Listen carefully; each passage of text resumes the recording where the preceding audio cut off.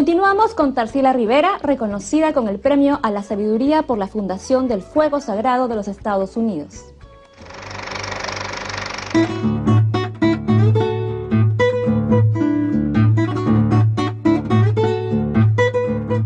Y en ese transcurso fundaste con Juanita del Rosal Chirapaj. Fundamos Chirapaj el año 86. Ya había estado yo en el movimiento indio. El Consejo Indio de Sudamérica. El Consejo Indio de Sudamérica, donde entremos a hacer cuestiones de comunicaciones, periodismo, ¿no? Y Juanita es de Callara y yo de Vilcashuamán, dos zonas terriblemente golpeadas por la violencia política en ese tiempo, donde nuestra gente moría por un lado y por otro, o sea, estaban en el centro del fuego cruzado, ¿no? Y entonces fundamos Chirapaj soñando registrar la historia de los ancianos desplazados, porque todos tuvieron que salir expulsados casi, ¿no?, de las comunidades. Y desde aquella época, por ejemplo, que pensábamos, sí, Chirapaj, Centro de Culturas Indígenas. Entonces empezamos a reflexionar quién hace la cultura, quién produce cultura. Entonces pusimos a los niños en el centro de nuestra reflexión y de nuestro trabajo.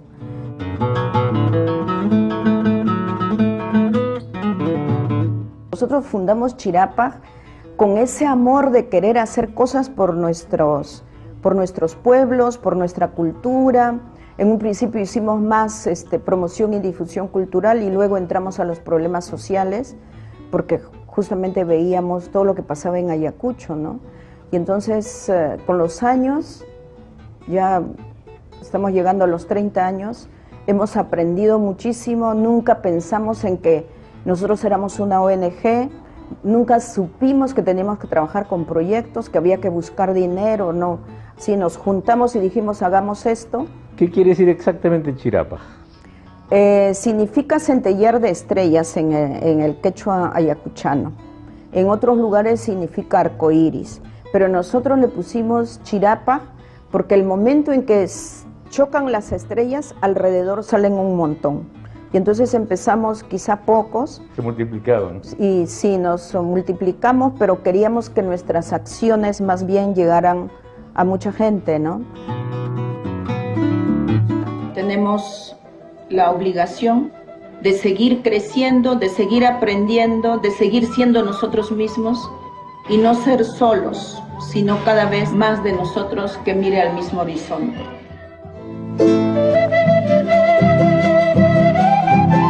¿Qué es lo más difícil que te ha tocado enfrentar en este larguísimo recorrido desde Pujas hasta hoy? Creo que lo más difícil ha sido en la época de la violencia, porque el año 95 nosotros teníamos que presentar un texto en Huamanga que se llamaba Los huérfanos pajarillos, Huacchachay, que era el primer diagnóstico que se me ocurrió pedir a gente colaboradora para averiguar cuál era la situación sociocultural de los niños quechuahablantes refugiados en Huamanga. Entonces presentamos el libro en la Universidad de San Cristóbal de Huamanga. Era el auditorio lleno. Y entonces nos preguntaban que qué hacíamos desviando la atención del pueblo que estaba en guerra. Y la verdad, en ese tiempo, a mí de un lado me veían como pro Sendero, del otro lado Sendero me veía como pro sistema. Entonces tuvimos que encontrar respuestas, ¿no?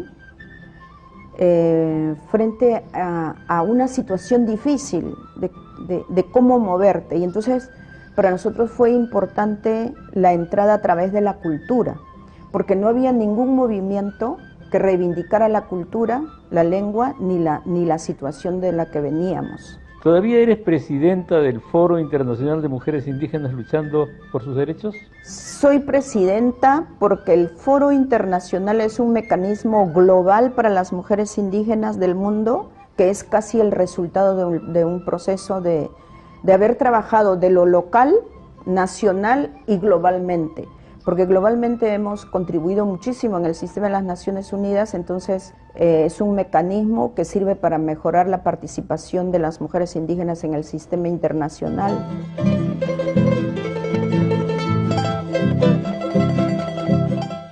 ¿Y cómo te entiendes con tu vicepresidenta Lucy Mulenkei de Kenia? He tenido que aprender el inglés escuchando y repitiendo, entonces ahora hablo Span-English. O Spanglish. Y en general, ¿cómo te entiendes con todos estos pueblos que están representados en el FIMI? Es que el escenario, primero en Ginebra, desde el año 88, ha sido el escenario donde he aprendido y conocido las propuestas indígenas, porque para sacar la Declaración de Derechos de Pueblos Indígenas nos tomó 23 años y yo participaba en el proceso desde el año 88.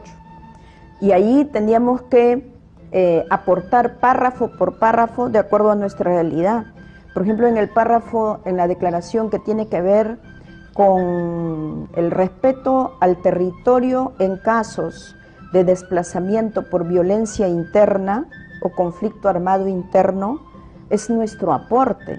¿Por qué? Porque cuando llegamos a Ginebra, estaban los de Guatemala, estaban los de México, Nicaragua, hablando sobre el derecho de seguir manteniendo su territorio, aunque haya salido por cuestiones de violencia fuera de su país. Entonces, cuando yo llego el 88, les digo, ¿y qué pasa con el desplazamiento interno? ¿Por qué? Porque en Perú somos miles de desplazados internos y no quisiéramos perder el derecho a nuestra tierra, para que cuando todo pase podamos volver. Y entonces aprendí mucho a pasar los párrafos escritos. Entonces, en algunos casos, por ejemplo, cuando no había traducción, yo tenía que pedir favor a otra persona. Y entonces así he conocido a otras personas que me han ayudado a traducir el párrafo y luego a alguien que habla inglés y que ya tiene mucha experiencia, hacerlo público y presentar en la sala, por ejemplo. Es parte de la estrategia de aprender haciendo, pues mirando, escuchando y aprendiendo a proponer también, ¿no? ¿Qué saben de la situación de las mujeres musulmanas, donde, por ejemplo, se ha dispuesto la ablación de las niñas? A nivel global, las mujeres indígenas tenemos ya un acuerdo y tenemos unidad en la lucha, ¿no? Estemos donde estemos. Uno es que muchas veces se defiende la mutilación genital en las mujeres, diciendo que es una práctica cultural indígena y que es tradición. Sin ir muy lejos, aquí en Colombia todavía existen pueblos que hacen la mutilación genital a las mujeres. Entonces, eso lo hemos considerado como una forma de violencia que si antes se ha practicado, pues hay que tener en cuenta los derechos humanos de esas niñas y de esas mujeres. Y estamos en contra de esa forma de violencia, venga de donde venga, sea tradición o no. Entonces, las mujeres indígenas en relación a las violencias, que ya hemos tipificado violencias, estamos unidas sí para luchar contra estas tradiciones no correctas, no respetuosas de los derechos humanos, para dentro de nuestra propia cultura, pero también desde afuera contra la explotación sexual de jóvenes, de niñas.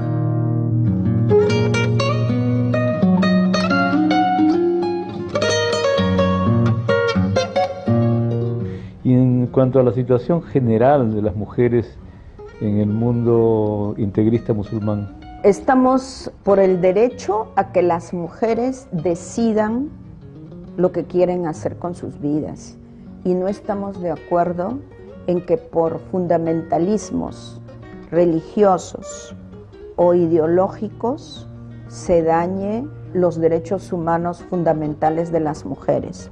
En este caso, del color que sea, de la cultura que sea y del espacio geográfico que sea.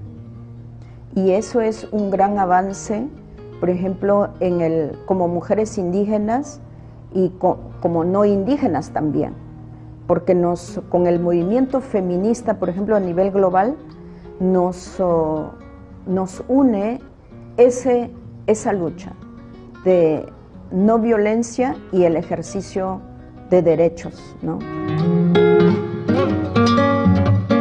Por ejemplo, estamos en contra de esos matrimonios de niñas con personas adultas, que la niña ni sabe quién es, pero ya tiene que casarse con alguien solo por cuestiones de decisión de los adultos o de sus padres. Igual aquí, más cerca, mucho reflexionamos con la Amazonía peruana, ¿no? Donde las adolescentes ya tienen, por ejemplo, hijos, ¿no? Y entonces reflexionando con líderes y con padres de familia, simplemente preguntándonos qué queremos para nuestras hijas y nuestros hijos, la conclusión es que ellos quisieran que sus hijas pudieran tener más oportunidad de educación, de crecer, de desarrollarse y luego decidir. Ya no están defendiendo, pero eso es cultural y que las niñas de 13, 14 años tengan hijos. O sea, todo va cambiando, la cultura misma va dinamizándose y eso es para nosotros moderno, ¿no? O sea, una cultura indígena moderna tiene que ser también respetuosa de los derechos humanos de todos, de hombres y mujeres, de niños de niñas y adolescentes o de adultos, y entonces tenemos que contribuir a que las prácticas no respetuosas, no apropiadas para las personas y los seres humanos vayan cambiando o se vayan desechando, ¿no? Gracias, Tarsila. Muchas gracias.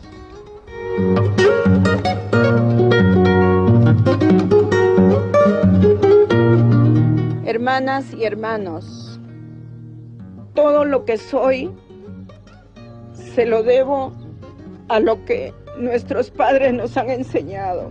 Tuvieron como compromiso el trabajo, la honestidad y el sentir por su familia. Quiero que sepan que nunca dejaré de ser una hija de Pujas.